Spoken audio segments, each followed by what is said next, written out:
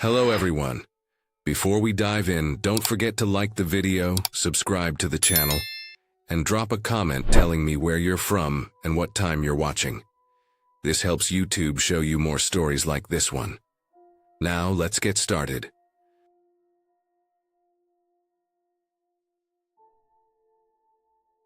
My name is Ryan Keller, and this happened in late October 2016, around 20:40 a.m. I remember the exact week because the air had that sharp smell of dying leaves and wet concrete, and the nights were cold enough to make your hands ache if you forgot gloves.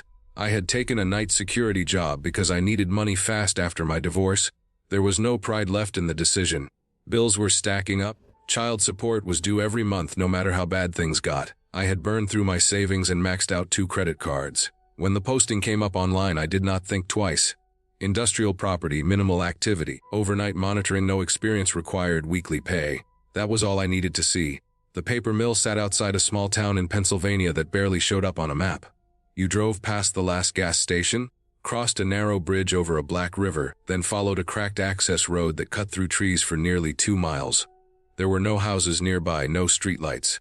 The mill itself rose out of the dark like a concrete cliff, long and low with sections added over decades. Rusted pipes ran along the outside like veins. Broken windows stared out over the yard. A chain link fence surrounded the property, but parts of it leaned inward where trees had fallen.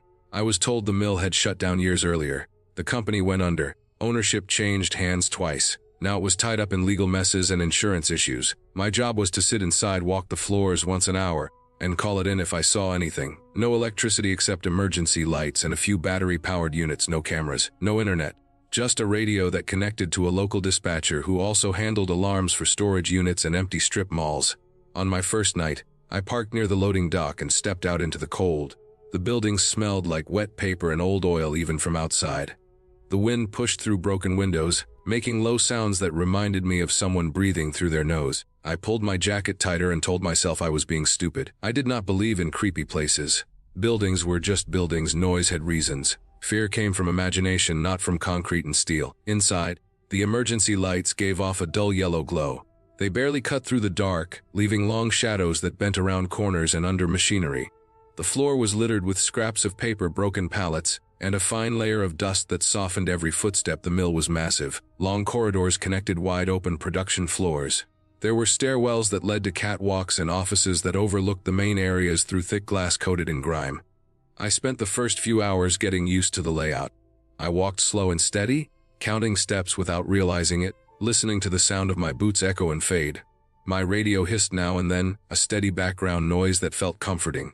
The dispatcher checked in every 30 minutes, and I responded with my badge number and location. Everything was routine. My thoughts drifted to my daughter sleeping at her mother's place. I pictured her room, the glow of her nightlight, the way she used to leave toys scattered across the floor. That was why I was here. That was the reason I walked through a dead factory at 2 in the morning. Around 2 a.m. the air inside seemed to change. It was not sudden. It was a gradual tightening, like the building was holding its breath. I noticed it first in my ears. The background noise dropped. The wind outside died down. Even my footsteps sounded muted, as if the space around me had thickened. Then I heard whispering. It was faint at first. So faint that I stopped walking to make sure it was not my own breathing. It sounded like someone practicing speech under their breath. Not words, just the shape of words. Soft bursts of air, uneven, close together. The sound came from behind me. I turned, expecting to see nothing, and I saw nothing. Just the long corridor stretching back toward the loading dock, emergency lights flickering at regular intervals. I stood still, heart steady, waiting. The whispering stopped. I told myself it was air moving through ducts. The building was full of old ventilation shafts and pipes. When temperature changed, metal shifted. Sound carried in strange ways. I resumed my walk. The whispering came back less than a minute later, again behind me, closer this time, not louder but nearer, like someone standing just out of reach of the light.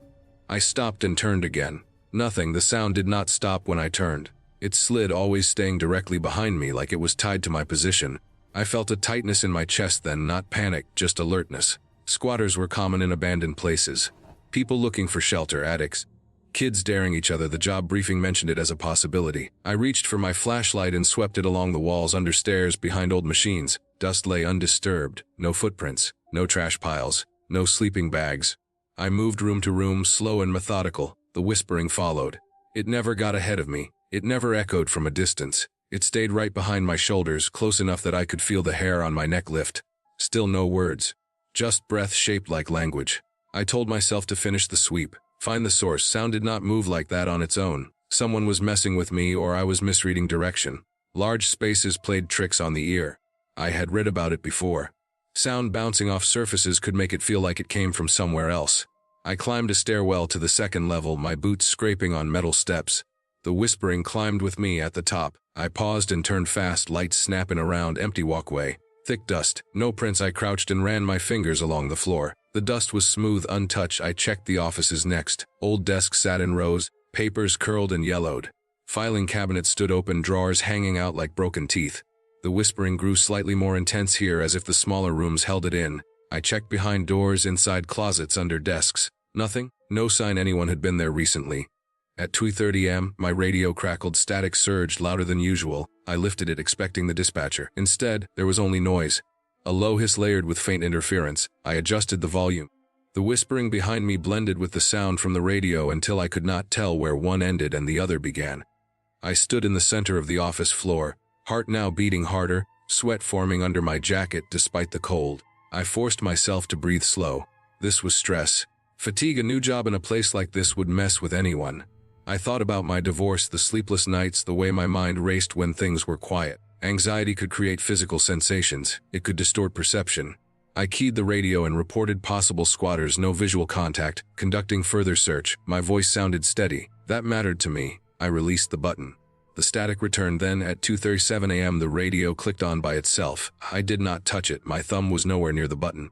The sound that came through was not static. It was whispering. The same whispering I had been hearing behind me, but clearer now, filtered through the speaker. And within that sound, shaped carefully and unmistakably, was my full name. Ryan Keller. It was not shouted. It was not spoken clearly. It was breathed, slow and deliberate, as if someone was testing the weight of it. My stomach dropped. A cold wave moved through me, starting at my scalp and running down my spine. For a brief moment, my mind tried to leap to impossible explanations, and I shut that down hard. There was a reason. There had to be. I turned in a full circle, flashlight sweeping wildly. The office floor was empty. The whispering behind me stopped. The radio went dead silent. I stood there for a long time. I do not know how long. Minutes, maybe longer. My breathing was loud in my ears. I checked the radio settings with shaking hands. It was set to the correct channel. No scan mode, no open mic, no obvious fault. I forced myself to finish the shift. Not because I was brave, but because I needed the money and I needed to understand what had happened. I stayed in one area near the front desk for the remaining time, lights on, back against a wall. I heard nothing else. No whispers. No radio activity. At 6 am, relief washed over me so hard my knees felt weak. I went home, showered, and slept for 3 hours before waking with a headache and a deep sense of unease. I could not shake the feeling that the event needed explanation. I did not want to leave it as something unknown. That kind of thinking led to places I refused to go. Over the next few days, I did my own research. I looked into the mill, old news articles, public records. I found that the property had been used briefly as a training site for emergency response teams after it shut down. Police, firefighters, private security firms. They ran drills inside, including communication exercises using radios. I learned that some of those exercises involved recording names and identifiers to test clarity in noisy environments. I also found reports of radio bleed through in the area. The mill sat near a low point in the valley, close to a cluster of transmission towers. Under certain conditions, signals could bounce and overlap. Old equipment could pick up fragments of other transmissions, especially if shielding was degraded. The radio I carried was old, cheap, the kind of thing that got reused until it failed completely. As for the whispering that followed me, I realized something else. The building was full of open shafts and ducts that ran parallel to walkways. When you moved, air pressure shifted. Sound from one area could track movement, staying just out of reach. Combined with fatigue and stress, the brain filled in gaps. It imposed patterns. It turned random noise into something familiar. The name was harder to accept, but not impossible. My badge had my name. I had keyed the radio multiple times, stating my identifier. If there was recorded audio from old drills, or lev interference from another channel where someone happened to say my name, my brain could have latched onto it. The mind was good at finding meaning where there was none. I went back one more night to test my theory. I paid close attention to airflow, to sound direction. I noted how noise seemed to follow me in certain corridors and vanish in others. I monitored the radio, adjusting volume, listening for bleed-through. Around the same time as before, I heard faint whispering again, less intense now that I expected it. It did not scare me the same way. It felt mechanical, predictable. The radio never spoke my name again. That morning I resigned, not because I believed something impossible had happened, but because the job demanded a level of isolation and mental strain I could not afford. I needed sleep. I needed stability. I needed to be present for my daughter, not jumpy and exhausted. I never went back to the mill. I took a different job weeks later, one that paid less but let me come home at night. The memory of that shift stayed with me not as a mystery, but as a lesson in how thin the line was between rational thought and fear when you were alone, tired, and desperate. Everything that happened had a cause rooted in environment, equipment, and my own state of mind. Knowing that did not erase the feeling of hearing my name breathed through a dead building at 2:37 a.m., but it kept it grounded in reality where it belonged.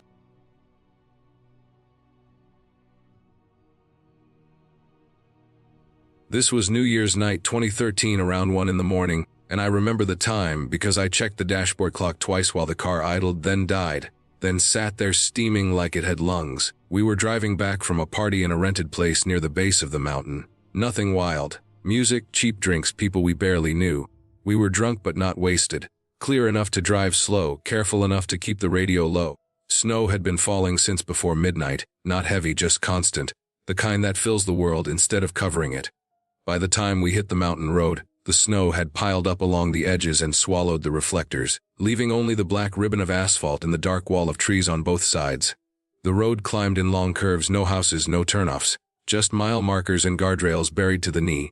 Somewhere near mile marker 14, the temperature warning light came on. At first I thought it was nothing, just the cold messing with the sensor. Then the heat started to bleed through the vents even though the heater was off. A sharp, sour smell followed. I eased off the gas. The engine whined, then coughed. Steam rolled out from under the hood and spread across the road, glowing faintly in the headlights. I pulled over as far as I could, tires crunching into packed snow, and cut the engine. The silence after that felt wrong, not peaceful, not calm, the kind of silence that presses against your ears until you notice your own breathing. The radio cut out with the engine. The snow muffled everything else. Even the wind was trapped somewhere above the tree line. The woods stood close, thick with pine and bare branches, black and tall, climbing straight up the slope on one side and dropping away on the other. Phones came out. No signal. None of us were surprised. That stretch of road was known for it. We had joked about it earlier in the night. Now it did not feel funny. The steam kept rolling. I popped the hood and heat poured out, white and wet, then thinned into the cold air. The coolant reservoir was nearly empty. There was no spare water in the car. The engine block ticked as it cooled, a slow metal sound that felt too loud. We stood there for a while, stamping our feet, laughing a little too hard, trying to keep it light. Snowflakes landed on our jackets and melted, leaving dark spots. The cold started to creep in through gloves and sleeves. I remember thinking we could wait it out, let the engine cool, try again. But the cold did not feel patient. It felt like it was already winning. That was when we noticed the light. It was not bright, just a warm yellow square far off through the trees on the uphill side. Easy to miss unless you were looking for something that was not there. At first I thought it was a reflection, maybe from our own headlights bouncing off snow. But when I cut the lights to save the battery, the square stayed. Dim, steady, half hidden by branches, the idea came fully formed, not argued over. A cabin, someone awake, heat, a phone, maybe a landline, maybe a generator. The road map said there were old hunting cabins scattered through those woods, most abandoned. Some still used. It made sense, enough sense to move. We left the car where it was, hood open like a raised hand, and stepped off the road. The snow was deeper immediately, up to mid-shin, uneven, crusted on top, soft underneath. Every step broke through with a dull crack. The trees swallowed the road noise behind us. The light seemed closer once we were inside the tree line, then farther again, sliding between trunks as we shifted position. The woods were tight. Pines packed close, branches low and heavy with snow. Bare trees with long fingers that brushed our shoulders and faces. The ground sloped upward. Rocks hid under the snow, waiting to twist an ankle. We moved slowly, careful not to fall, careful not to stray too far apart. The cold sharpened everything. Breath came out in thick clouds. The smell of sap and wet bark filled my nose. It was quiet in a way that made your ears ring. No insects, no birds, no distant traffic. Just our steps and our breathing. The snow soaked up sound and held it. I had the feeling of walking into a room where something had just stopped talking. The light vanished at one point, blocked by a stand of trees, and my chest tightened. I adjusted my angle, took a few more steps, and it came back, faint but real. I focused on it and kept going. That was when the whispers started. At first I thought it was just the snow shifting in the branches above us. The sound was soft, close, almost inside my head. Then I realized it followed our rhythm. Step, crunch, breath, whisper. Always just behind. Always low. I stopped walking. The sound stopped too. I stood there, heart pounding, listening, nothing. Just the blood in my ears and the slow fall of snow. I took another step. The whisper came back, a thin breath of sound that matched the length of my exhale. I told myself it was echo. Trees can do that. Sound bounces strange in the cold. Snow bends it. Alcohol bends it more. That explanation held for about 10 seconds. One of my friends leaned close, trying to be quiet, and whispered my name as a joke, the way people do when they want to scare each other without meaning it. The sound was close enough that I felt it on my neck. I turned toward him, already annoyed. 10 seconds later, something deeper whispered my name back. Not loud, not clear, just a shape of sound that followed the same pattern, the same length, the same number of syllables, but lower, stretched, like someone trying to copy it without knowing how voices work. It came from somewhere ahead of us, then shifted to the side, then behind, moving through the trees without breaking branches or snow. No one laughed after that, no one spoke at all. We did not need to. The air changed. It felt crowded, heavy, like we were standing in the wrong place. We kept moving because stopping felt worse. The light was still there, or something like it, flickering now, dimmer, as if someone inside had turned away from a window. The whispers stayed with us, not constant, not random. They came when we breathed too loud, when a boot slipped, when a branch snapped under weight. Always copying, always close. I tried to map it in my head. Echoes should come back from one direction. These came from everywhere and nowhere. Sometimes they overlapped, like two sounds chasing each other through the trees. I could not tell if they were one source or many. I could not tell if they were following us or if we were walking through them. Shapes moved between the trunks. I never saw a full outline. Just tall shadows slipping from dark to darker, crossing gaps faster than a person could walk without making noise. I told myself it was the way headlights linger in your eyes after you shut them off. I told myself it was the snow falling in clumps. I told myself it was my brain trying to fill in blanks. The ground leveled out and the light vanished completely. No glow. No hint. Just trees and snow and the whispers, now closer, now farther. Always just out of reach. My hands were numb. My jaw hurt from clenching. I realized we had gone farther than we should have. We should have hit a clearing by now, a structure. Anything. The cold stopped feeling sharp and started feeling deep. That scared me more than the sounds. The kind of cold that settles in and tells you to slow down, to rest, to stop thinking. I turned back toward where the road should be. It was not obvious. The trees all looked the same. The slope had evened out. Our tracks were already filling with snow. Panic rose fast and hot, burning through the alcohol haze. The whispers changed then. They grew less careful, louder, closer, overlapping. Still copying, but sloppy now, stretched and warped like sound played back through bad speakers. I could hear my breathing come back at me, delayed, wrong. I could hear movement that matched our steps but did not belong to any of us. We ran. Running in deep snow through tight woods is ugly. You fall. You grab branches, you gasp and suck cold air into your lungs until they burn. Direction disappears. You just push toward where you think you came from and hope the ground drops the right way. The shapes moved faster when we ran. I saw them clearly then, not as things, not as bodies, but as disruptions. Snow falling through empty air, then stopping mid-fall, then dropping again. Branches bending without sound. Darkness sliding where darkness should have stayed still. The whispers rose and fell with our pace. Louder when we slowed, softer when we pushed harder. Never shouting, never forming words beyond what we had already made. I tripped and went down hard, face into snow, breath knocked out of me. Hands scrabbled. Someone hauled me up. I did not see who. I did not look back. I focused on moving, on putting one foot in front of the other, on finding the road. Then the trees thinned. The slope dropped away and the snow grew shallower. A metal shape loomed ahead, half buried. Guardrail, the road. We burst out of the tree line like animals, gasping, slipping, half falling onto the asphalt. The cold air felt different there, less trapped. The whispers stopped at the edge of the woods. Not faded, stopped, cut clean like a switch thrown. We did not slow down until we reached the car. The hood was still open, the engine block was cold now, steam gone. Snow had dusted the windshield. The world felt normal again in a way that made my head spin. I slammed the hood shut, climbed into the driver's seat, and turned the key without thinking. The car started immediately, no cough, no hesitation. The engine settled into a smooth idle like nothing had happened. The temperature gauge climbed slow and steady, right where it should be. The heater blew warm air within seconds. None of us said anything, not then, not on the drive down the mountain. We did not turn the radio on. We did not look at the woods as they slid past, and dark and still and ordinary. Later in daylight we talked it through because we had to. We needed something solid to hold on to. The car had overheated because of a loose hose. Heat soak can trigger sensors. Letting it cool would reset things.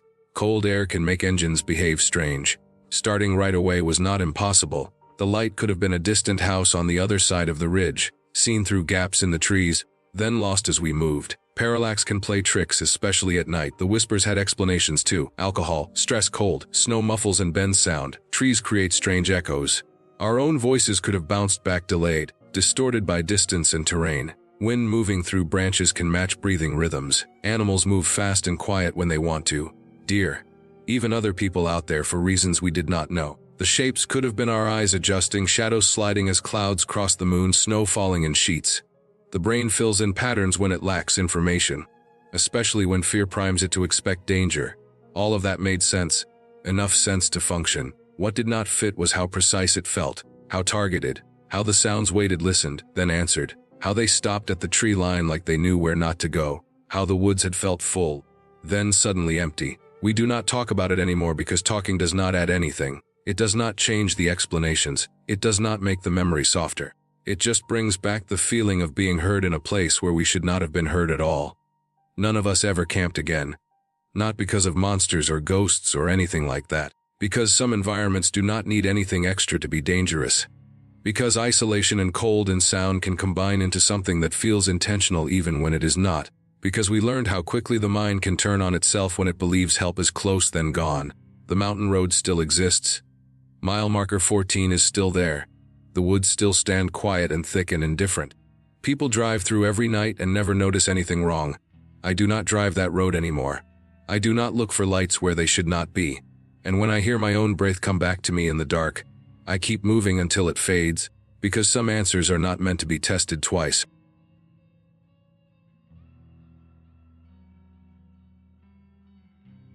I am Marcus Hill. This happened in July 2019 in Chicago around 11:50 p.m. I had been driving since before sunrise, a long delivery run that turned ugly when my truck lost power on the Kennedy. I limped it to the shoulder and waited under sodium lights while sweat ran down my back and the city kept moving without me. A tow came late. The shop was closed. I booked the cheapest place that would take a card at that hour because sleep mattered more than location. The motel sat near an interchange where traffic never slept, a tired concrete building with a flickering sign and a parking lot that smelled like hot oil and rain. The front desk was behind thick plastic. The clerk barely looked up. I signed a slip and took a key that felt warm. 4th floor, room 417. The elevator shook like it resented its job. The hallway smelled of bleach and old carpet. The lights hummed. Doors were close together. The air felt wet, heavy with summer. I unlocked my room and pushed inside. The smell hit first. Bleach over something sour. The carpet had dark paths where countless feet had passed. The bedspread was stiff and tucked too tight. The window faced the road. I shut the curtain. I wanted quiet. I wanted sleep. I showered without thinking much. The water pressure was weak but warm. I dried off and lay on the bed in shorts and a shirt. The air unit rattled. The vents were old metal slats painted too many times. I left the television off. The glow made my head ache. At first I heard nothing but traffic in the air unit. Then a sound slid into focus. It was low, soft, like two people arguing under their breath somewhere inside the building. Not clear words or rhythm. It came from the vent above the bed. I assumed another guest had a television on or was on the phone. Thin walls. I had stayed in worse. I rolled onto my side. The sound faded. I rolled back. It returned. I lay still and listened. It felt closer when I stayed still. When I shifted my weight, it broke apart into air noise. I reached for the remote and turned the television on low. The whispers stopped. Only the news, weather loop, and traffic outside. I turned the television off. The whispers came back, not louder, just present again. My shoulders tightened. I told myself it was the ductwork carrying sound. Old buildings did that. I closed my eyes. I focused on breathing. The air felt thick, sweat gathered at my neck, time moved slow. The digital clock on my phone read 12:14 a.m. when something changed. The whispers sharpened. Still quiet but shaped. Not full sentences, phrases. They sounded like the tail end of thoughts, words I had just considered. I thought about the truck and the cost. The whisper carried the word cost. I thought about the smell of bleach. The whisper carried bleach. I thought about how tired I was. The whisper carried tired. I sat up. The sound thinned. I stayed sitting. It returned. My heart beat hard but steady. I did not panic. I tested it. I thought of a number. The whisper carried a number that matched. I thought of my mother and a memory of her kitchen. The whisper carried kitchen. It felt like my head was leaking into the vent. I turned the television on again. The whispers stopped. I turned it off. They returned. I stood and moved to the door. The sound shifted and dulled. I pressed my ear to the wall. Nothing. I pressed my ear to the vent. The sound felt closer there. Not louder. Closer. I checked the room for obvious sources. I unplugged the phone. I checked the smoke detector. I checked behind the curtain. I looked under the bed. The room was empty. My reflection in the mirror looked pale and drawn. I splashed water on my face. The whispers thinned while the water ran and returned when I shut it off. I considered calling the front desk. I did not want to sound unstable. I had not slept much the night before. I had driven all day. Heat does things to the mind. I lay back down and kept the television on low. I set a timer. The sound of voices on the screen filled the space and pushed the whispers away. My body stayed tense. Sleep came in shallow waves. I woke before dawn with my mouth dry. The television had turned itself off. The room was quiet except for traffic. The whispers were gone. Light leaked around the curtain. I sat up and waited. Nothing returned. I dressed and left without showering. The hallway smelled the same. The elevator rattled. The front desk clerk was new. I handed over the key and left. The Tao shop opened late. The truck needed a sensor and time. I killed hours on a plastic chair. I tried to put the night away. Stress can play tricks. The brain fills gaps. That made sense. Weeks passed. The memory stayed sharp. I searched the motel out of curiosity one night. Old reviews mentioned noise. Buried deeper was a local article about a sealed room years before, room 417. A man had been found dehydrated and exhausted. He told doctors he could not sleep because the vents carried voices that knew him too well. The room had been closed for inspection and later reopened. The explanation came together when I dug further. The building had an old HVAC system that crossed returns between rooms. Sound could travel and mix. Late at night fewer machines ran. In the heat, pressure changed. The human brain is good at patterns. Under fatigue it will assign meaning. The voices did not know me, they reflected me. My thoughts were already there. The vent noise shaped them back. I do not stay in cheap motels anymore. When my truck breaks down now, I sleep in the cab or drive farther. That night did not change who I am, but it taught me how thin the line is between noise and meaning when you are tired and alone.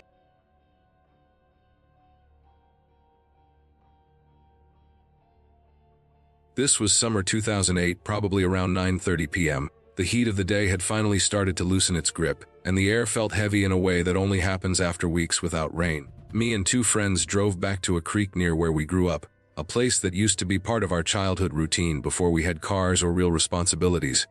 The reason was nostalgia and nothing more. We had been talking earlier about how we used to ride bikes down there and wade through the water with our shoes off. How the creek felt endless back then, wide and alive, full of insects and fish and noise. None of us had been there in years. We wanted to see it again before summer ended, before life pulled us further apart. We parked on the shoulder of the road where the pavement cracked and gave way to dirt. The spot was the same one we used to use, half hidden by overgrown weeds and a leaning road sign.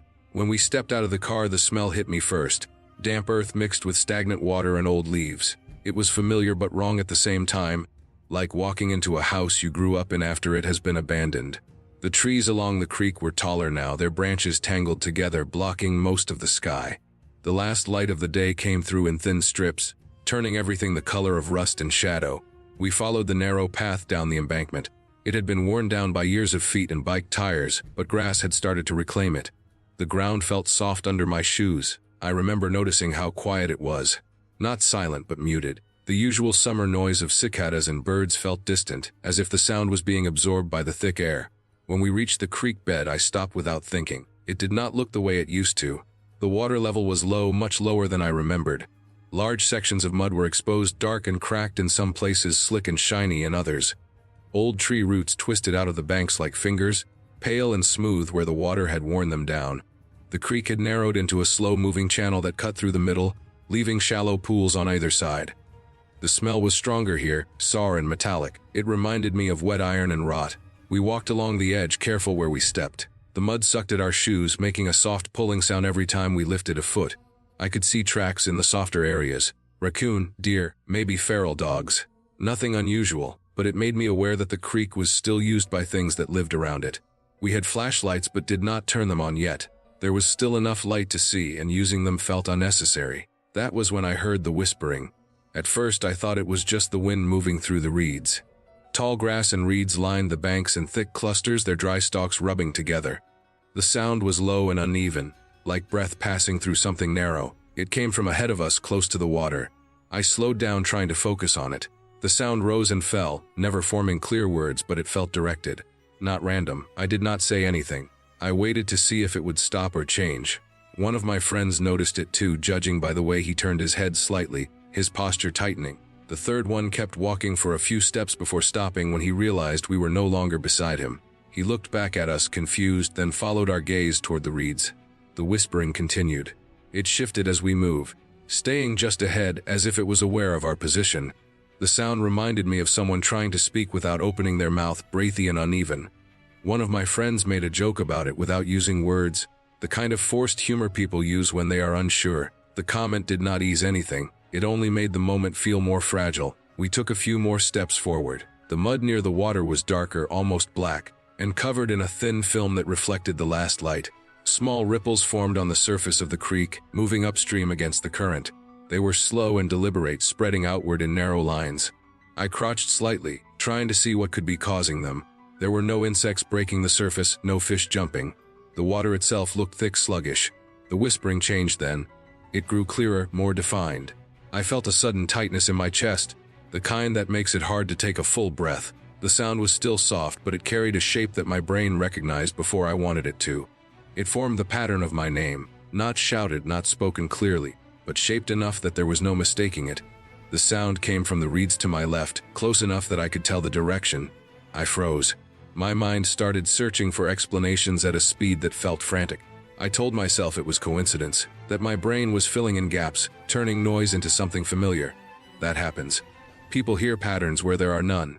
But then I heard another name, this one belonging to one of my friends. The sound drifted across the water, low and drawn out. The third name followed shortly after, carried by the same whispering tone. None of us spoke. I did not need to look at them to know they had heard it too. I could feel it in the way the air around us seemed to tighten, in the way all three of us stood rigid listening. The whispering moved again, circling us, coming from different patches of reeds. The ripples in the water increased, spreading faster now, still moving against the current. Fear settled into my body in a way I had never experienced before. It was not panic yet. It was heavy and focused, pressing down on my thoughts. I became aware of small details. The way sweat ran down my back despite the cooling air. The faint buzzing in my ears. The smell of the mud growing stronger as I breathed faster. I stepped back without thinking. My foot slid slightly, sinking into the soft ground. That small loss of balance snapped something in me. The need to leave became immediate and overwhelming. I turned and started moving up the bank, my movements clumsy and rushed. The others followed without hesitation. The whispering intensified as we moved, growing louder but never rising above a breathy murmur. It kept pace with us, staying close. The reeds rustled violently now, bending and swaying though there was no strong wind. The ripples in the water spread out until the surface looked restless, alive. We ran. The path up the embankment was steeper than I remembered. My shoes slipped on loose dirt and crushed leaves. Branches scratched at my arms and face as we pushed through the brush. Behind me, I heard one of my friends stumble. The sound of his body hitting the ground was sharp and heavy. I turned just in time to see him fall forward. His leg twisting beneath him, he tried to get up and could not. His body jerked backward suddenly, as if pulled. He lost his grip on the ground and slid a few inches toward the creek. The movement was abrupt and unnatural, not the slow slide of mud giving way. His face contorted in shock and pain. He kicked wildly, digging his fingers into the dirt. I grabbed his arm and pulled with everything I had. The other friend joined me, bracing himself and adding his weight. The resistance lasted only a second. Then it was gone.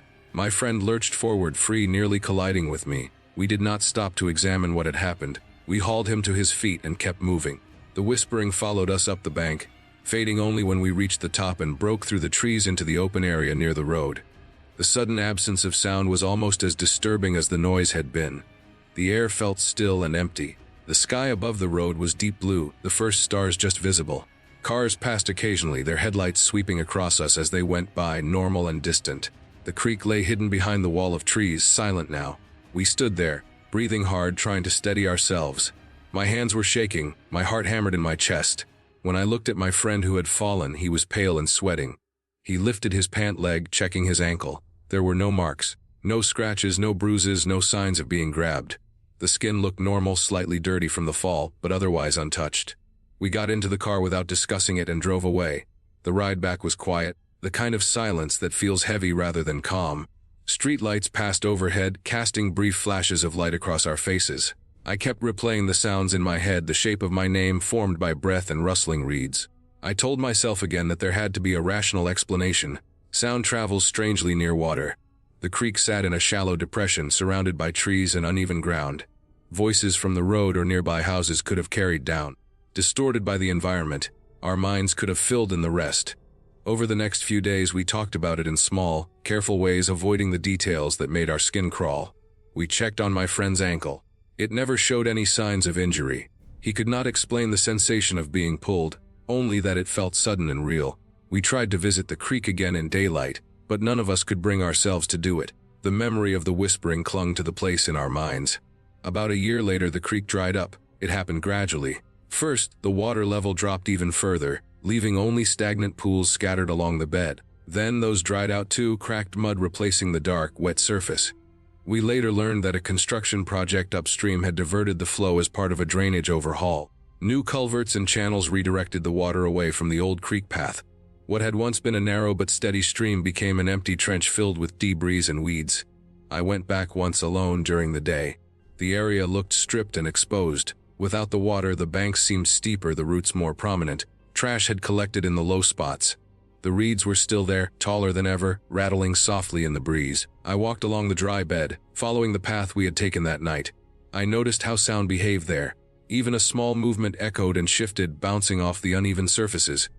When the wind blew through the reeds, it produced a range of tones, some low and breathy, others sharper. Standing in the right spot, I could hear my own movements reflected back at me in strange ways, delayed and distorted. Near the area where my friend had fallen, I found a cluster of old roots exposed by erosion. They formed a natural snare just beneath the surface of where the mud would have been. A foot slipping into that space could easily become caught, especially if the mud was slick and unstable. A sudden pull could come from the suction created when a leg tries to break free from deep mud. Panic would make it feel stronger, more intentional. As for the whispering and the names, I eventually learned that there had been teenagers camping along the creek further upstream that night. They were people we knew from growing up in the area, though not closely. Someone mentioned later that they had seen our car parked by the road and thought it would be funny to mess with us. Sound traveling along the low water channel could have carried their voices farther than expected, blending with the noise of the reeds and water. Our fear and nostalgia, the setting and the low light, did the rest. Knowing these things did not erase the memory. It only placed it into a shape I could live with. The creek is gone now, filled in and fenced off, the land sold and developed. No one goes there because there is nothing left to go to. The place exists only in my mind, anchored to that summer night when something ordinary became terrifying under the right conditions.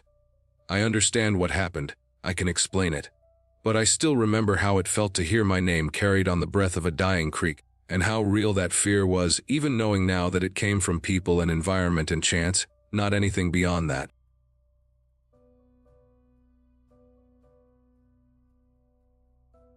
My name is Daniel Ortiz, and this happened in March 2021 around 6:15 p.m. I remember the time because I checked my phone before going downstairs, mostly out of habit. Partly because the basement never had cell service and I liked knowing how long I had been cut off from the rest of the building. I worked maintenance for an old Catholic hospital on the edge of the city. The place had been shut down for years, stripped of anything valuable and scheduled for demolition. My assignment that week was simple on paper. Inventory every remaining storage room in the basement before the contractors arrived. Document what was left. Photograph it. Mark anything hazardous. Lock the doors when finished. I went down there alone because everyone else refused. That was the unspoken rule. The basement made people uneasy and management did not argue. Old equipment sat where it had been abandoned. Lighting barely worked. The halls echoed in a way that made it hard to judge distance. People said it smelled wrong, like old water and metal and dust that had been breathed too many times. I had been down there before, but only briefly. This time I needed to cover the entire level, room by room, and that meant hours underground. The stairwell door closed behind me with a thick sound, heavy and final. The air changed immediately. It was cooler, not cold, but damp in a way that clung to my clothes. My boots sounded louder on the concrete steps than they should have. The light fixtures buzzed overhead, spaced too far apart, leaving long stretches of shadow between them. I turned on my flashlight even though the lights were on. Down there you used everything you had. The basement was larger than most people realized. It stretched under the entire hospital and then some. Years ago, before regulations changed, the hospital used it for storage, laundry, maintenance, and long-term patient housing. That last part was rarely mentioned. I knew about it in a vague way, the kind of knowledge you carry without details. I did not think about it when I started walking. The whispers began before I reached the first storage room. At first, I thought it was airflow. Old buildings make noise. Air moves through ducts and cracks and creates sounds that feel almost intentional. But this was different. It had a pattern, soft, constant, layered. It reminded me of prayer, not specific words, just the rise and fall of belief. Like many people speaking quietly at the same time, none loud enough to stand out, but together forming something steady and close. I stopped walking without meaning to. The sound changed immediately. It grew sharper, clearer, closer. Not louder in volume, but more defined, as if my stillness allowed it to focus. I felt it press against my awareness in a way that made my shoulders tense. When I took another step, the whispers softened again. Still there, but blurred. Pushed back by movement, I tested it, taking one slow step forward, then stopping. Each time I paused, the sound tightened. Each time I moved, it loosened. There was no emotion in it, no urgency, just presence. I told myself it was acoustics. The basement had long corridors and low ceilings. Sound behaved strangely in places like that. The flashlight beam cut across peeling paint and exposed pipes. Old signs hung crooked, pointing toward departments that no longer existed. Laundry. Records. Isolation. I wrote that word down later. I reached the first storage room and unlocked it. The door scraped against the floor. Inside were shelves of outdated medical supplies, rusted wheelchairs, cracked plastic bins labeled in faded marker. The air was stale, heavier than the hallway. I stepped inside and closed the door behind me to keep my inventory organized. The whispers changed again. Inside the room, they felt closer, like they were coming from the walls themselves. I stayed moving, walking from shelf to shelf, writing down item descriptions, snapping photos. Every time I slowed too much, the sound sharpened. My chest felt tight, not from fear exactly, but from the effort of staying aware of my own motion. I finished faster than usual. When I stepped back into the hallway, the sound spread out again. It followed me, but it did not lead. It was everywhere and nowhere. I kept walking. The next rooms were similar: storage, maintenance closets, old offices stripped of furniture. The whispers never stopped. They did not increase when I entered new areas or decrease when I left. Only my movement mattered. Standing still made them feel close enough to touch.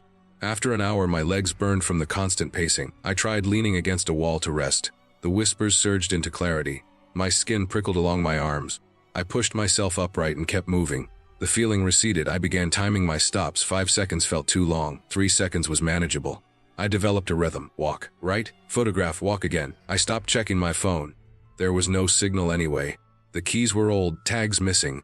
I tried each one until something turned. One door opened into a long unused ward. Beds lined the walls, frames bare, mattresses gone. Privacy curtains hung in tatters, frozen in place. The lights flickered more here, struggling to stay on.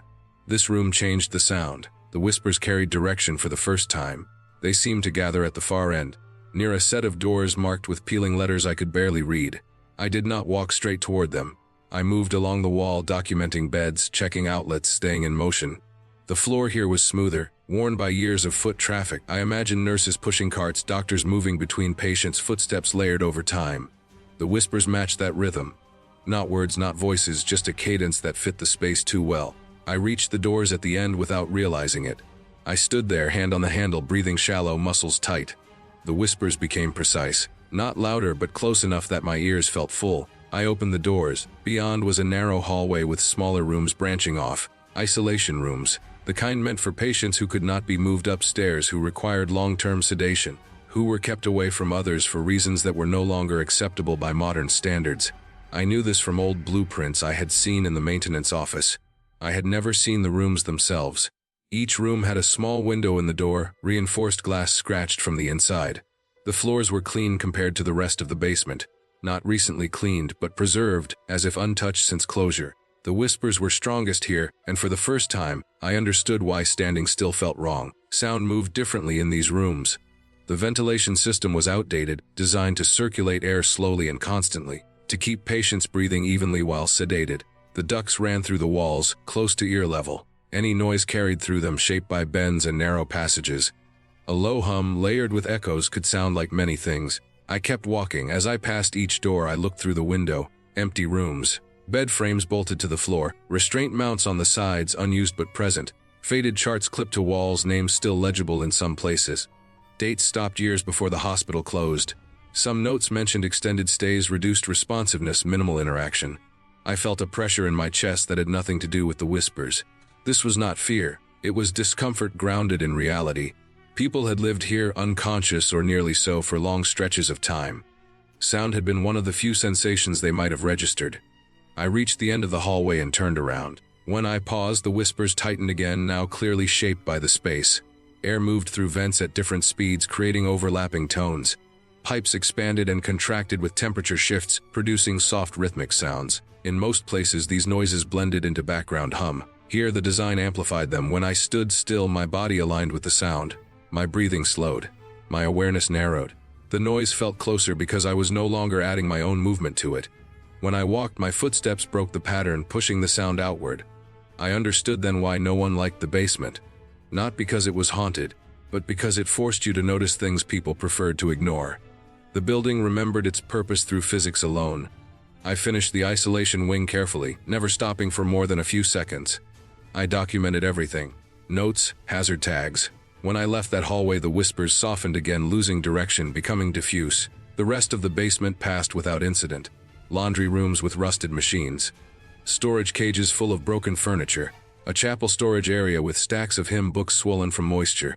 The whispers lingered but never changed. I finished my inventory and returned to the stairwell. The moment I opened the door and climbed the first step, the sound disappeared, not faded. Gone. The air felt lighter. My phone buzzed as service returned. It was 8:42 p.m. I had been down there longer than planned. I did not mention the whispers in my report. There was nothing to report. No malfunction. No hazard. Just sound behaving as it should in a space built for stillness. Weeks later, during a final walkthrough with a demolition supervisor, I asked about the basement history. He confirmed what I had learned afterward through archived records. The hospital had once housed long-term patients underground during overcrowding periods. Sedated, isolated, kept quiet for efficiency. The ventilation system was designed to maintain constant airflow to carry away breath, murmurs, and movement. Sound never leaves a place. It only changes shape. When demolition began, the basement went first. Walls came down. The space opened to the air. I stood outside the site one evening, watching dust rise where the isolation wing had been. There were no whispers. Just wind and traffic and the normal noise of a city reclaiming space. I never went back underground. I did not need to. I understood now that nothing had followed me up. The basement had not wanted me to stand still because stillness belonged to the people who had been left there before. Movement broke the pattern. Movement reminded the space it was no longer what it had been. That was enough.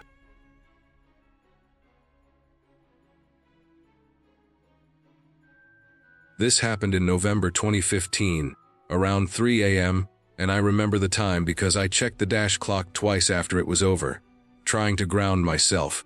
I had been driving for almost 14 hours straight, moving west with no real schedule except the one my body was losing. The trip was not a vacation. It was work mixed with obligation, mixed with the need to keep moving.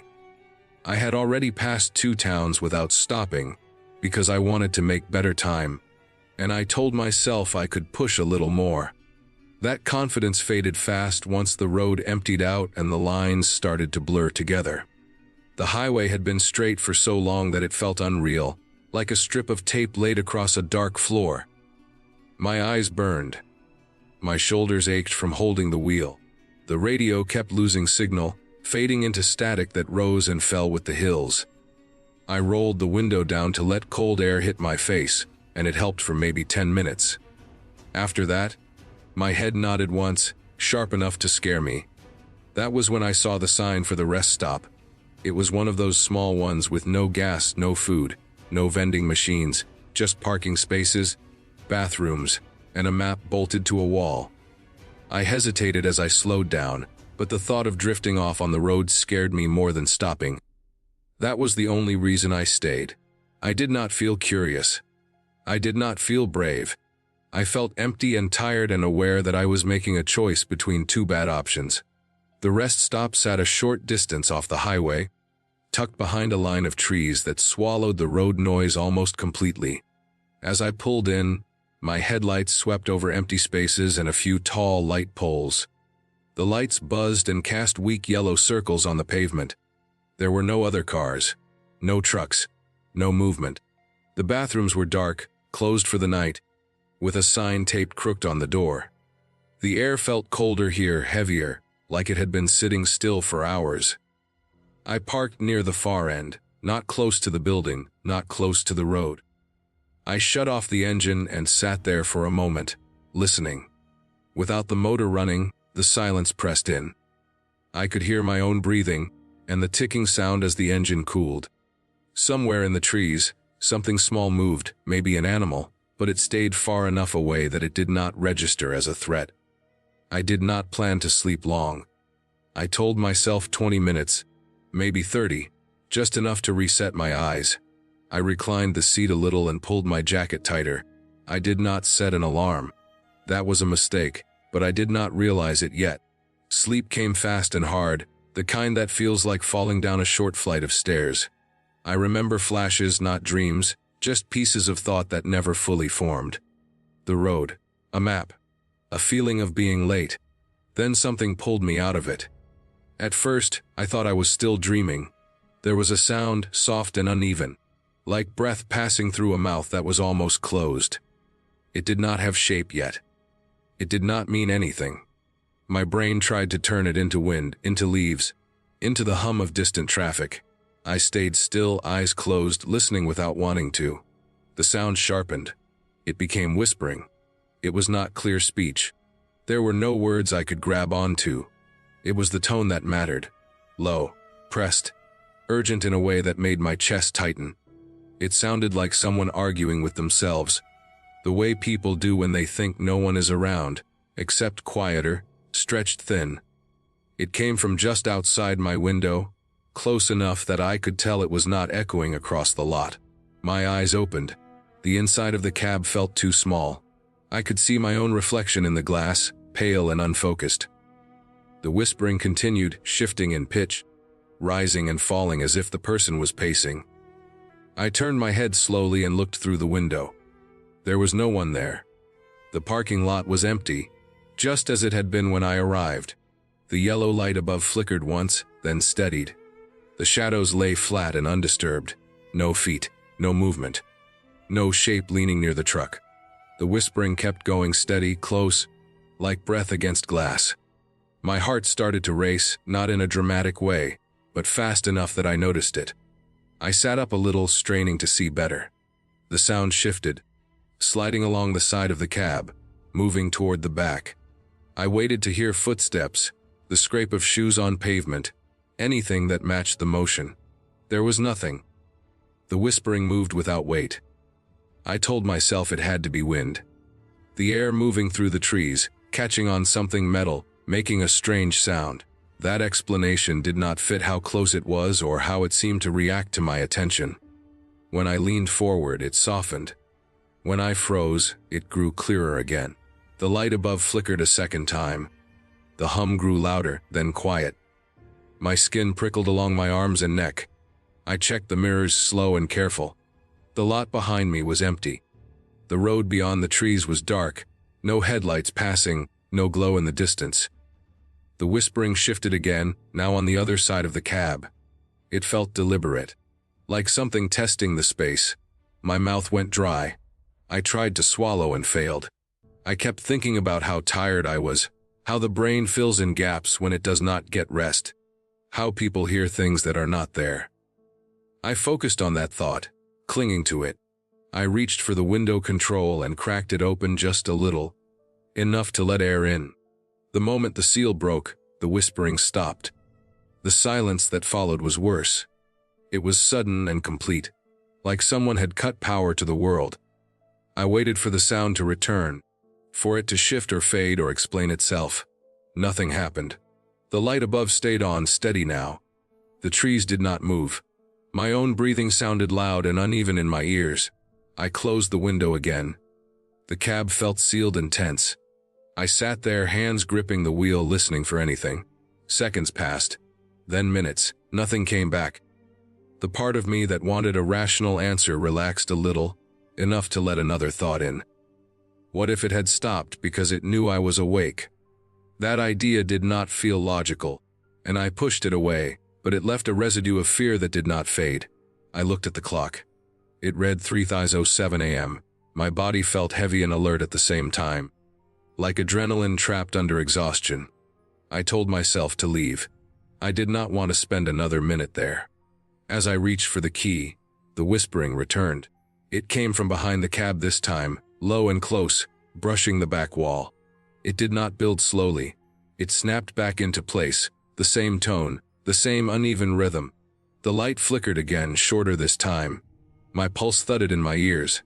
I did not open the window again. I did not sit still. I turned the key. The engine coughed once, then started.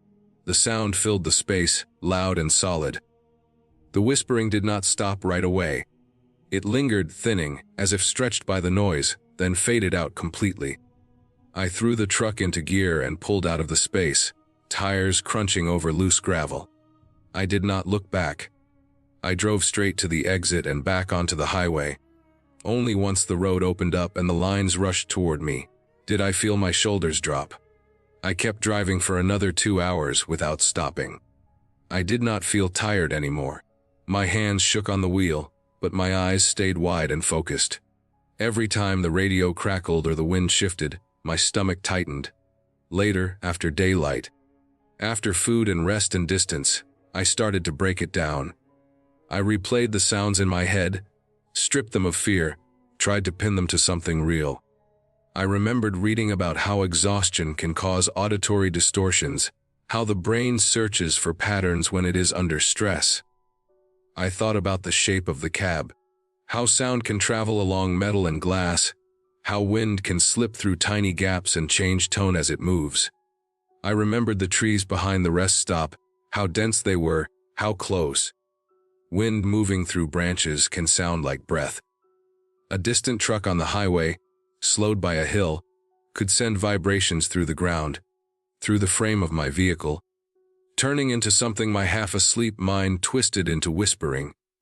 The flickering lights could have been old wiring, struggling under load. There was also the possibility of another person, someone parked further back out of sight, talking to themselves, maybe on a phone with no signal, maybe not fully aware of where they were. Sound can carry strangely at night, bending and sliding in ways that feel intentional when they are not. If they had moved, the sound could have shifted without clear footsteps reaching me. I held on to those explanations because they fit within the world I understand. They let me place the experience in a box marked tired brain, bad timing, isolated place. They made it something that happened, not something that followed. Even so, there are parts that still sit wrong. The way the sound stopped the instant the window opened. The way it returned only after I had settled back into stillness. The closeness of it, pressed right up against the cab, without any other sign of presence. Those details resist easy answers. What I know for sure is how my body reacted. Fear without an image. Alertness without a clear threat. The sense that staying would have been a mistake. Those reactions come from somewhere deep and practical, not from imagination. I never went back to that rest stop. I do not even know exactly where it was anymore. I changed my habits after that night. I plan my drives differently. I stop earlier. I choose places with light and people and noise.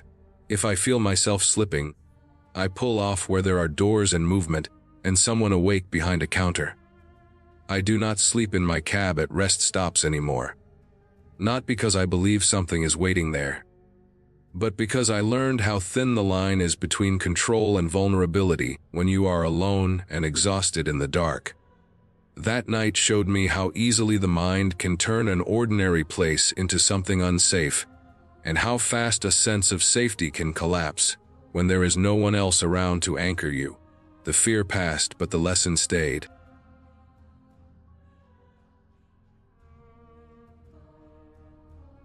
I am Ethan Moore. This happened in February 2018, around 10 at night. I remember the date because it was the same week my brother stopped answering calls and left town without notice. He had moved out suddenly and sent me a short message asking me to collect the rest of his things from his old apartment. He gave no explanation. He did not sound angry or scared. He sounded flat, like he was reading from a note he had written earlier. I did not push him for details at first. I assumed something normal had gone wrong. A fight with the landlord. A money issue. A breakup. I agreed to help because that is what I had always done for him.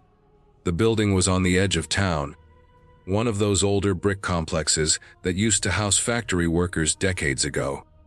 The factories were gone, but the buildings remained, divided into cheap units with thin walls and narrow hallways. I had been there before during the day. At night it felt different. The parking lot lights were spaced far apart, leaving long stretches of shadow between cars. My brother's unit was on the third floor. The stairwell smelled like damp concrete and old smoke. The overhead light flickered on the second landing and buzzed with a high tone that made my jaw tighten. I unlocked the apartment with the key he had left under a loose stone near the steps. The door stuck when I pushed it open. It made a dry scraping sound that echoed too loudly in the empty hallway behind me. Inside, the place felt hollow. Not clean, just emptied in a hurry. The air smelled stale, like closed rooms and dust. The living area had no furniture except a mattress on the floor near the window. The sheets were gone. The mattress had a dark patch near the edge that looked old, not fresh, like a stain that had been scrubbed and failed to disappear. Against one wall stood a broken mirror, tall and narrow, leaning at an angle.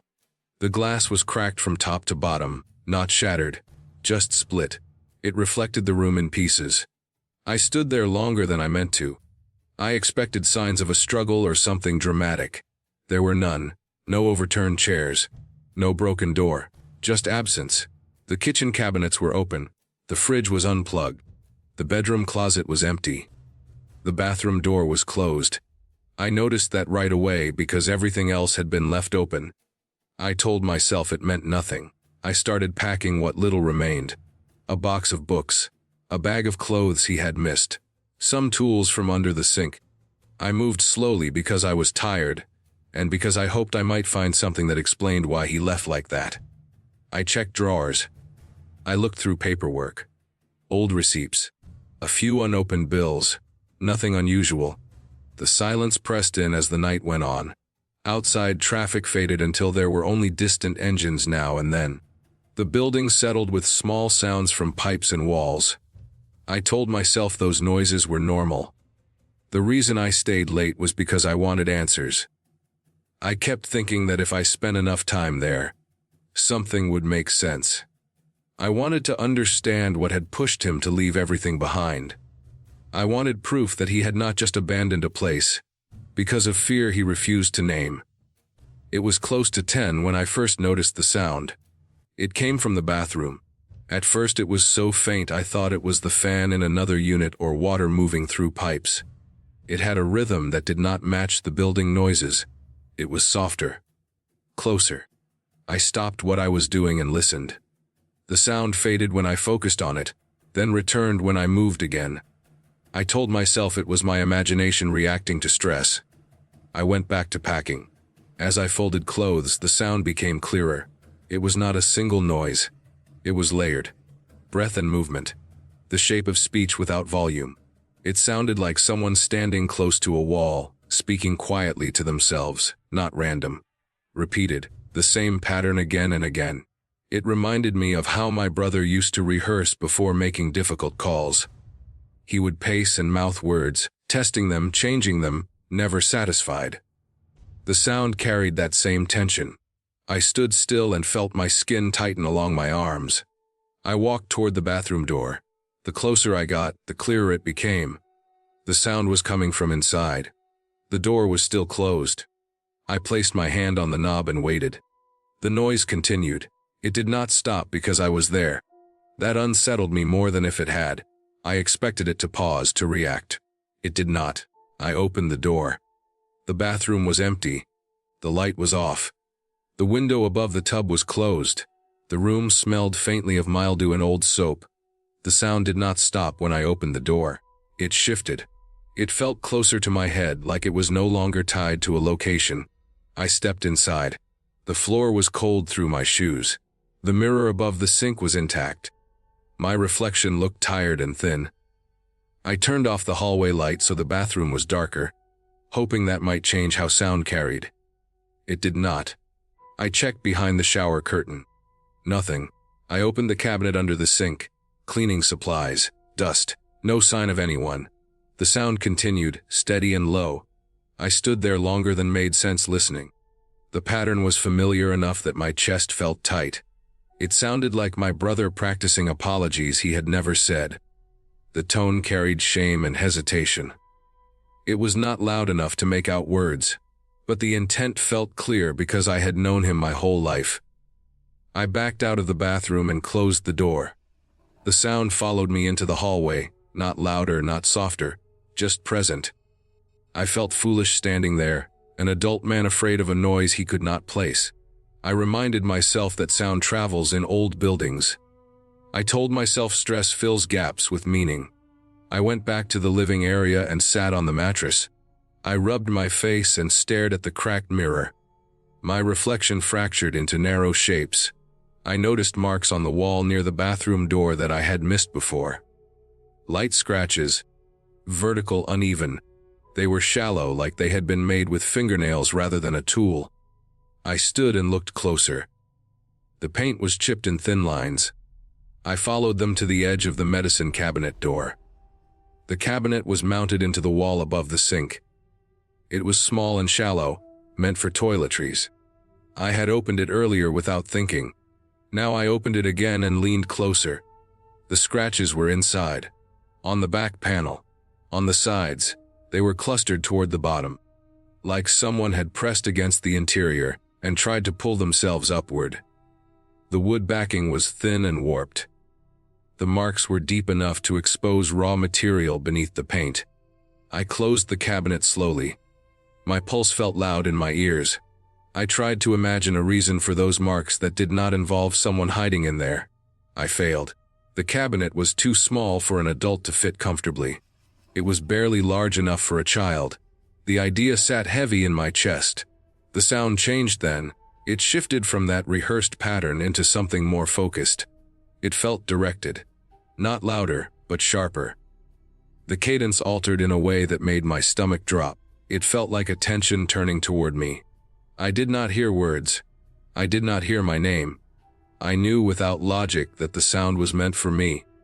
I left the bathroom area and moved toward the front door. I told myself I would step outside, get some air, then come back and finish quickly. When I reached the door, I noticed the chain lock was engaged. I did not remember locking it. My hands shook as I slid it free. The sound continued, steady and close. It did not echo. It did not belong to the room. I opened the door and stepped into the hallway. The overhead lights hummed. The sound faded the moment I crossed the threshold. The relief hit me hard enough that I leaned against the wall. I stood there breathing, listening to the normal sounds of the building. A door closing somewhere below. Footsteps. Pipes knocking. All familiar. All real. After a minute, I went back inside. I told myself that running would only make the memory worse. I wanted to finish the task and leave without feeling like I had lost control. I left the front door open this time. The sound returned as soon as I crossed back into the apartment. It did not spike. It did not rush. It resumed like it had been waiting. I forced myself to move. I packed the last box. I did not look at the mirror again. I avoided the bathroom. When I lifted the mattress to check underneath, I found nothing but dust and an old receipt. No blood. No damage. Nothing that explained the cabinet marks or the sound. That absence felt deliberate, like a place wiped clean but not repaired. As I carried the boxes to my car, the sound did not follow me out. It stayed behind the door. That made it worse. It felt contained, like something meant to remain there. I locked the apartment and returned the key to where I had found it. I drove home in silence. I did not turn on the radio. The hum of the engine felt grounding. When I got home, I slept poorly and woke often, listening for sounds that were not there. The next day, I examined what I had taken. Nothing stood out. No hidden notes. No recordings. No evidence of another person. I called my brother and left a message saying I had his things and asking him again why he left. He did not respond. Weeks passed. The memory did not fade. I researched the building. I found no reports of crime tied to that unit. No deaths. No arrests. I asked the property manager about previous tenants. He said my brother had complained about noise from the bathroom walls. He had requested inspections for plumbing issues. Nothing had been found. Eventually, my brother agreed to meet. He looked healthier, heavier, like someone who had been sleeping better. When I mentioned the apartment, his posture changed. He did not ask what I had found. He did not ask if I had heard anything. He told me he would never go back there and asked me not to describe what I experienced. I respected that. I did not push. I told him only that I understood why he left. Over time, pieces fell into place. My brother had been under extreme stress. He had been dealing with guilt related to something he had not told me about. He had been isolating himself. The apartment had amplified his mental state. Old buildings carry sound in ways that can mimic proximity. Repetitive noise can wear down perception. A medicine cabinet with loose backing can flex under pressure, leaving marks that look intentional. A cracked mirror can distort self-image. Combined, these things can create a feedback loop where stress becomes sound becomes meaning, and meaning becomes fear. I believe now that my brother had spent long periods in that bathroom, listening to the building, rehearsing thoughts he could not voice. I believe he pressed himself into small spaces, trying to feel contained. I believe the marks came from him during moments of panic. The sound I heard was likely the same noise he had heard, filtered through my own expectations and knowledge of him. Familiar patterns can imprint themselves on random stimuli. What makes this hard is not the explanation. It is the clarity of the experience. It felt personal because it used what I knew best. My brother, his habits, his regrets. The apartment did not create something new. It reflected what was already there. I have not returned to that building. My brother still refuses to talk about that apartment. He does not deny what happened. He simply avoids it. That tells me enough. The fear was real because the pressure was real. The sound was real because the building was real. The rest came from a mind pushed too far in a place that offered no relief. I finished the job I went there to do. I collected his remaining things. I learned why he left. Not from words, but from the space he abandoned. I understand now that some places do not need anything extra to break a person. They only need silence, repetition, and time.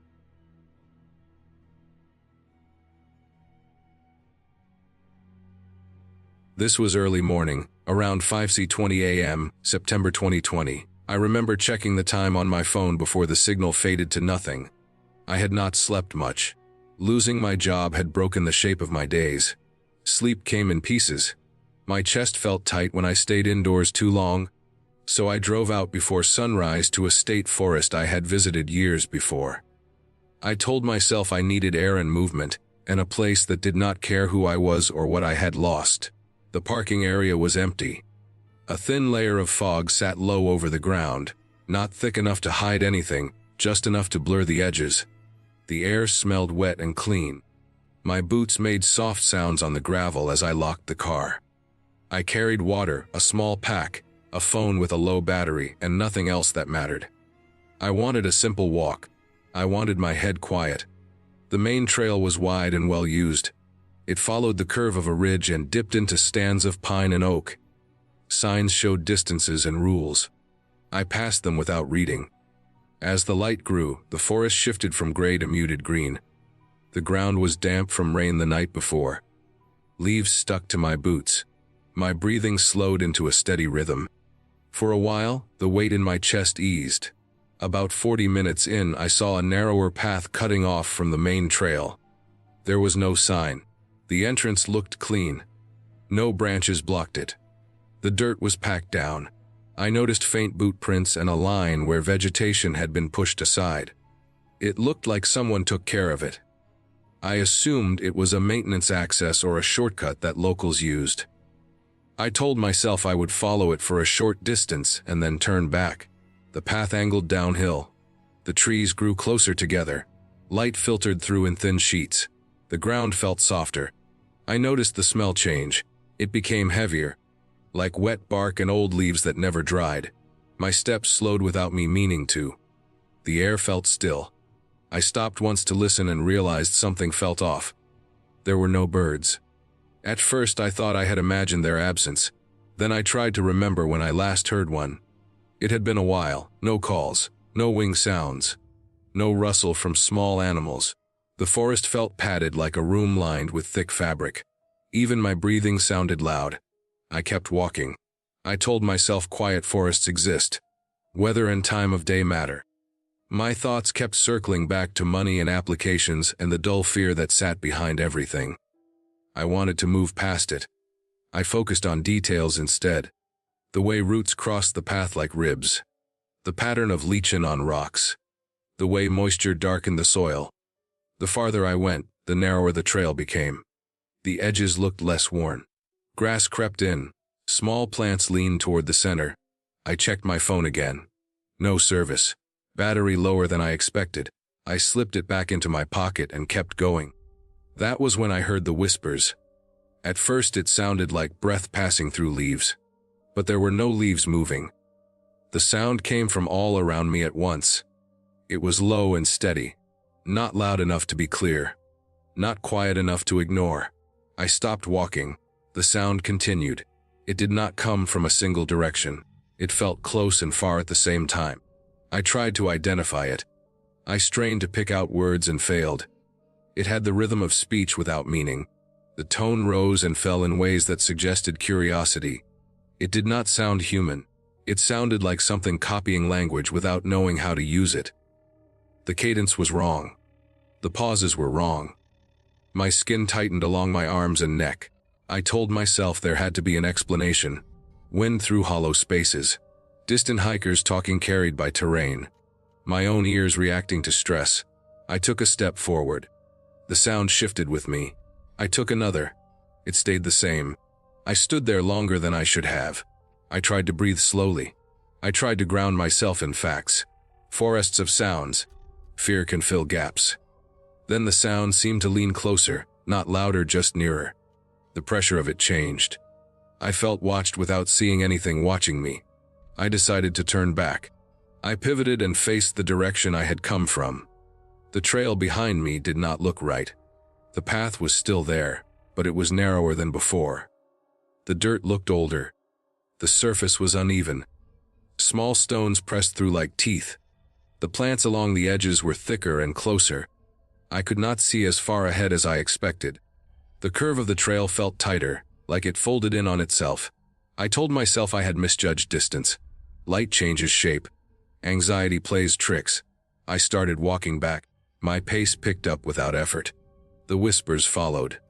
They stayed at the same distance, never catching up, never falling behind. They slid around me, brushing the edge of hearing. As I moved, details felt wrong. Trees I did not remember passed by. Trunks bore old scars, deep cuts filled with dark resin. Some had metal fragments embedded in them, rusted and half swallowed. I noticed a line of stones set into the ground along one stretch, like someone had once marked the edge long ago.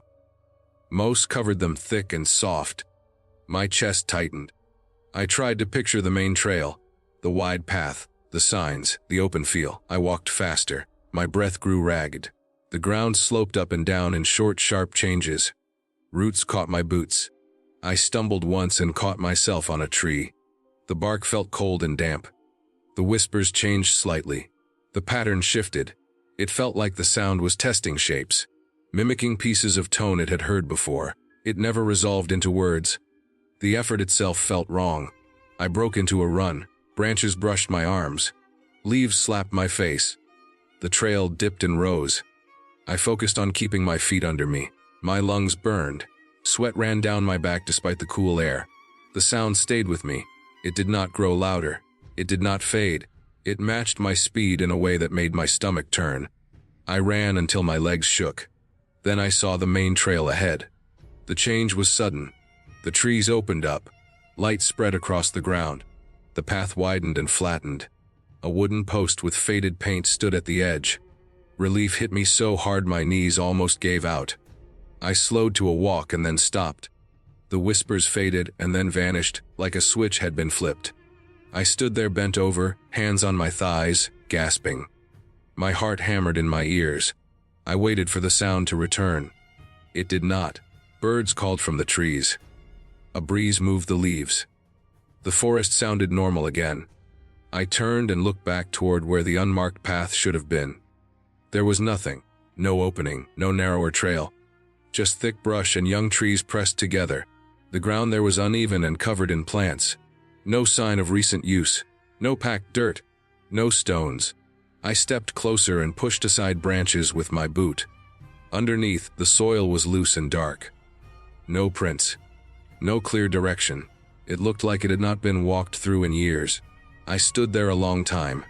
I traced the edge back and forth, scanning for any sign I might have missed. The main trail continued on either side, wide and clear. The spot where I had come out felt wrong now. Too clean, too final. I walked a short distance down the main trail and then turned back again. Still nothing. I checked my phone. Still no service. Battery low. I took photos of the area, my hands shaking. The images showed brush and trees and nothing else. I forced myself to keep moving. I stayed on the main trail all the way back to the parking area. Every sound made me flinch. I scanned the woods for movement. Nothing followed me. The rest of the hike passed without incident. But my sense of time felt off.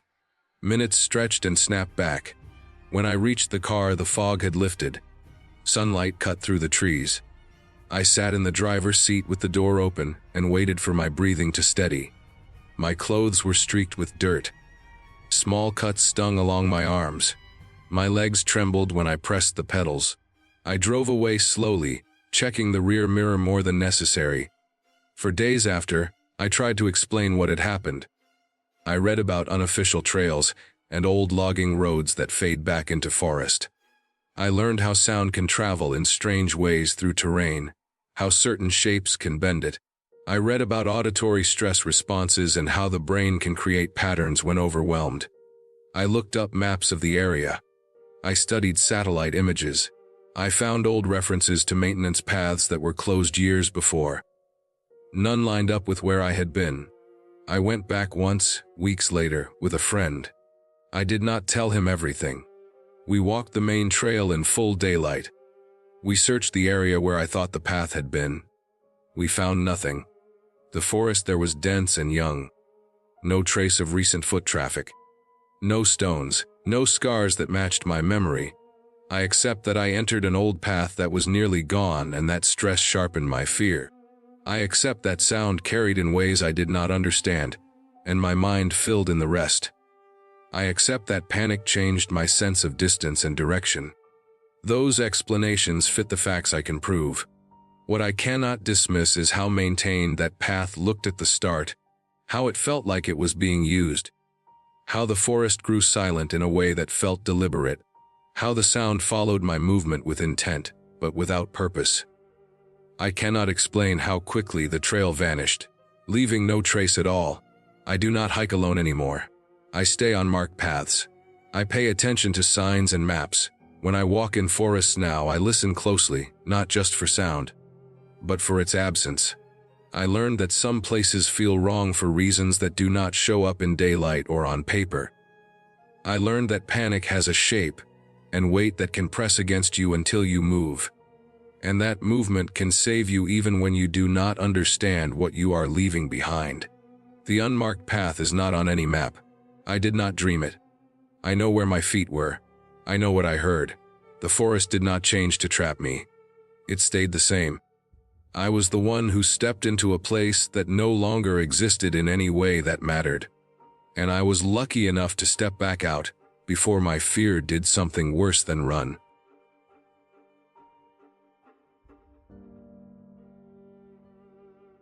My name is Chris Dalton, and this happened in August 2014 around 12:30 a.m. I was 21 years old, living back in my hometown after dropping out of a community college that never felt right. That summer felt empty. Nights stretched too long. The town went quiet after 10, like it always had, and there was nothing to do except sit in parked cars and remember who we used to be. That was the reason. Boredom and nostalgia. Nothing deeper. Nothing brave. Just three people trying to touch a past that felt safer than the present. The school sat at the edge of town, near a stretch of woods and a dry creek bed. It closed 4 years earlier after budget cuts, and a new consolidated campus opened closer to the highway. Since then it had been fenced off, windows boarded on the first floor, signs posted that nobody paid attention to anymore. We had gone there as kids every weekday for years. It was the place where our routines formed. Bells, lockers, hallways. The gym's smell of sweat and floor cleaner. I had not been inside since the last day of 8th grade. We parked down the street with the lights off and walked the rest of the way. The air was thick and warm. Cicadas buzzed in waves, then went quiet all at once, then started again. The building rose out of the dark with no lights and no movement. The roof line looked uneven because parts had sagged. Paint peeled from the brick in long curls. The flagpole still stood, but the rope hung loose and frayed. We slipped through a side entrance where a board had been pulled away from a window next to the door. Someone else had been there before us. The door itself was locked, but the window gave enough room to reach inside and turn the handle. The glass was dusty and left white streaks on my forearm. Inside, the air smelled like mold, old paper, and something sour that reminded me of a wet basement. The moment we stepped in, sound changed. Outside noises fell away. Our footsteps spread and bounced in a way that made the space feel larger than it was.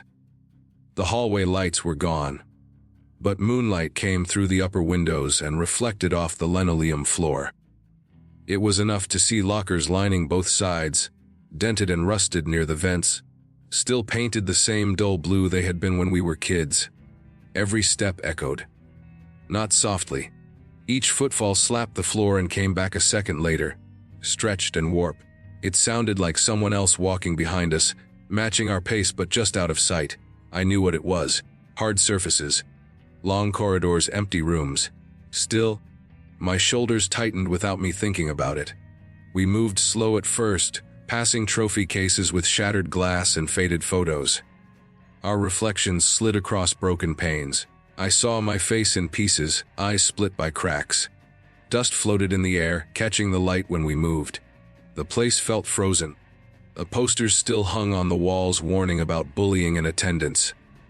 Dates from years ago stared back at us. We turned a corner and went deeper into the building. The smell changed near the science wing. Chemicals lingered in the walls. Old sinks lined the rooms, faucets stained white. A chalkboard still had formulas written across it, half erased. The chalk faded to gray, ghosts of numbers and symbols. I could picture the teacher who wrote them. I remembered the way his voice sounded when he explained things slowly because he thought we were not listening.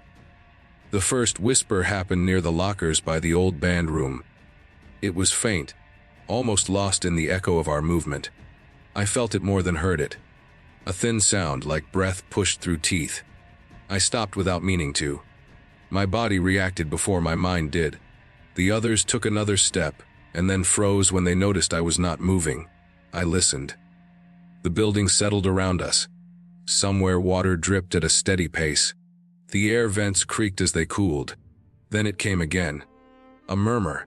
A soft string of sounds that blended together. It did not come from one clear direction. It seemed to slide along the hallway walls, rising and falling as if carried by a current. At first I thought it was just air moving through the building. Old structures make noise. Anyone who has lived in a house longer than 50 years knows that. Still, the sound had a rhythm that felt too deliberate.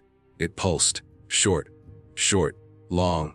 Like someone trying to speak quietly. We moved again, slower this time. The sound followed us, or maybe we followed it. It grew clearer near the lockers. I recognized a pattern in the noise. My brain made the leap before I wanted it to. Numbers. A sequence. Not random. It matched the combination to my old locker. I had not thought about that number in years. I had not spoken it out loud since middle school. Yet there it was, whispered in a breathy tone that sounded young. Not a child exactly, but smaller than an adult. Thin, flat, like it came from a recording played through a damaged speaker. I felt heat rush to my face. I tried to reason it out. We had been kids there. Everyone had locker combinations. The chance that some sound might line up with something I remembered was not impossible. My mind wanted to laugh it off. My body did not agree. The whispers shifted as we walked. Another sequence drifted past, then another. Each one belonged to someone in our group. The sound did not speak names. It did not need to. We knew what we were hearing. It pulled at memories without asking. We reached the intersection where the main hallway split toward the cafeteria and the gym. The space opened up, and the echo grew worse. Our breathing sounded loud. Shoes scuffed. Every movement bounced back at us, delayed just enough to feel wrong. The whispers did not stop. They layered over the echoes, threading through them. Then came the nicknames. Not insults shouted across a playground. These were names whispered in corners. Things teachers never heard. Things that only existed between a few people at a time. The sound stayed low. It did not mock. It simply repeated. I tried to tell myself there had to be an explanation. Maybe other people were inside. Teenagers messing around like we were. Maybe someone had set up a speaker as a prank. It made sense on paper. In that moment, standing in the dark with that sound brushing my ears, sense felt thin. We kept going because stopping felt worse. Movement gave me something to focus on. We passed the cafeteria doors.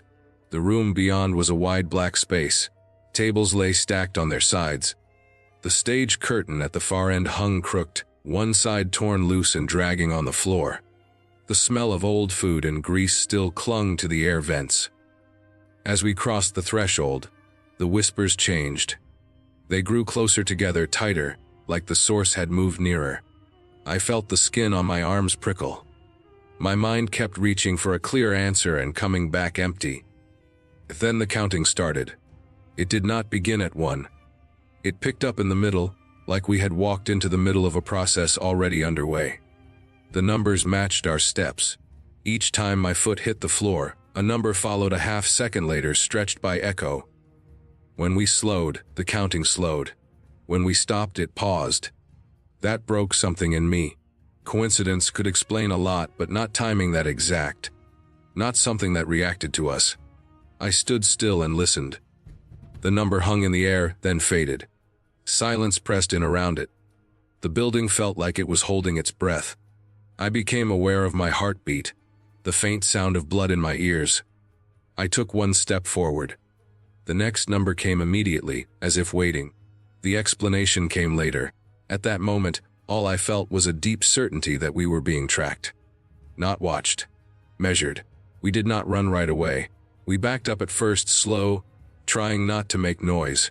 The counting followed, calm and steady. It did not rush us. That made it worse. As we reached the hallway again, the sound changed pitch. It grew sharper. The echoes piled on top of each other. The whispers returned, overlapping now, too many to separate. Locker numbers bled into nicknames. Names I had forgotten surfaced, pulled up from somewhere deep. My chest tightened.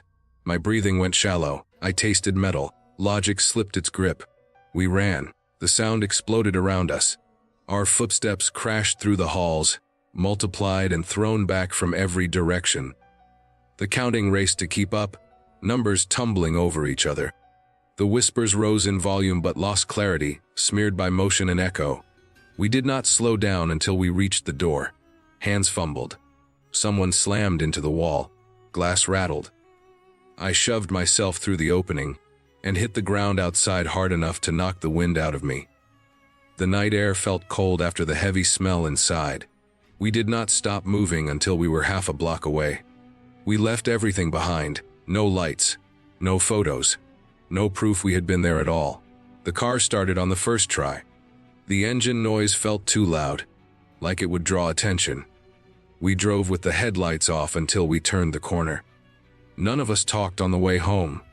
I did not sleep that night. Every time I closed my eyes, I heard numbers counted just out of sync with my breathing.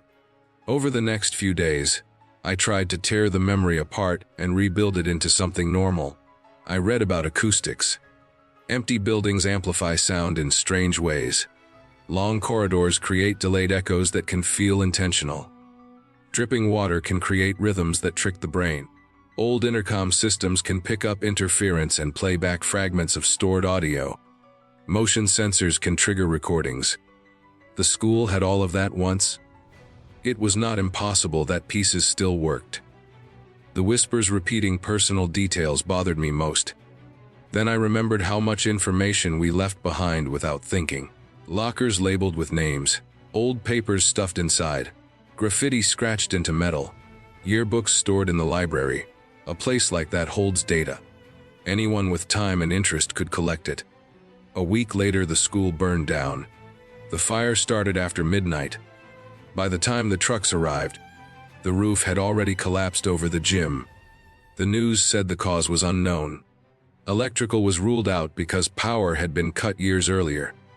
The building was a total loss. I watched the footage online, flames chewing through rooms I had walked through days before. Smoke poured out of broken windows. Firefighters moved like shadows against the light. I felt a strange mix of relief and guilt. Months passed. Life moved on. The lot was cleared. A chain link fence went up, then a sign for future development that never came. It took almost a year for the explanation to fully settle into place. A former custodian got drunk and talked too much at a bar. Someone I knew overheard and passed it along. After the school closed, people kept breaking in. Copper thieves stripped wiring and pipes. Some stayed longer. A group of men used the building at night. They ran cables through the halls. Old speakers still worked in places. They used them to scare people off. They recorded sounds and played them back. They studied old records left behind. They treated the building like a maze and learned how sound traveled through it. The fire came from a burn barrel left unattended in the gym. It tipped. Flames caught on old curtains and spread fast. Nobody claimed responsibility. That explanation fits every part of what happened. It accounts for the timing, the voices, the counting, the way the sound followed movement. It turns something terrifying into something human and careless. Even knowing that, I do not drive past that lot at night. I do not miss the building. Some places should stay in the past. When structures hold enough memory, they do not need anything else to feel alive.